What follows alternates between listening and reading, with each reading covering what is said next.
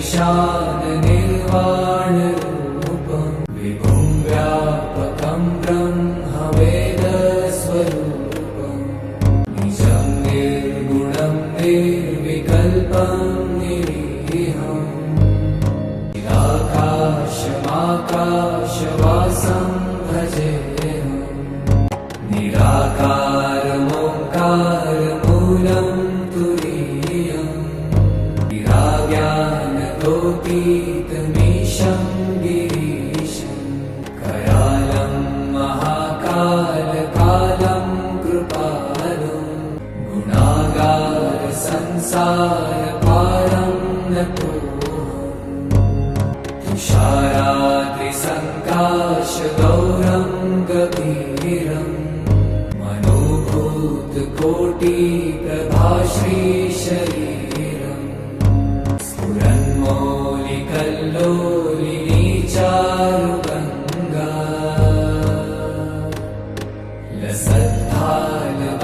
लसद्भालबालेन्दुकण्ठे भुजङ्गा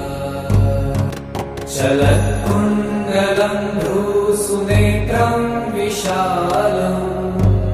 प्रसन्नाननं नीलकण्ठं दयालं मृगाधीशचर्माम्बरं मुण्डमालं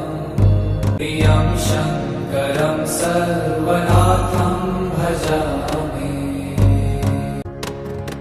प्रचण्डं प्रकृष्टं प्रगल्भं परेशं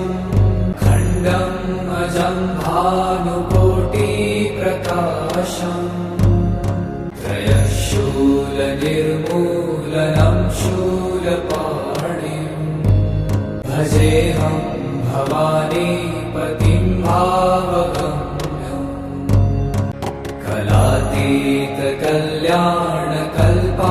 कलातीतकल्याणकल्पान्तकारी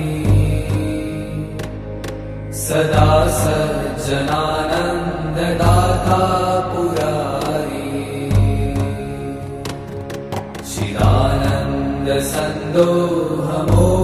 चिदानन्दसन्दोहमोहापहारी प्रसीद प्रसीद प्रभो मन्मथारी न यावत् पुमानाथ पादारविन्दम् भजन्ति ह लोके परे वा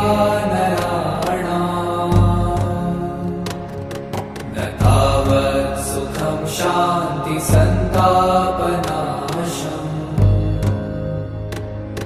प्रसीद प्रभो सर्वभूताधिवासम् न जानामि योगं जपं नैव पूजाम् नतोऽहं सदा सर्वदा शम्भुतुभ्यं जराजन्मदुःखौ घतातप्यम्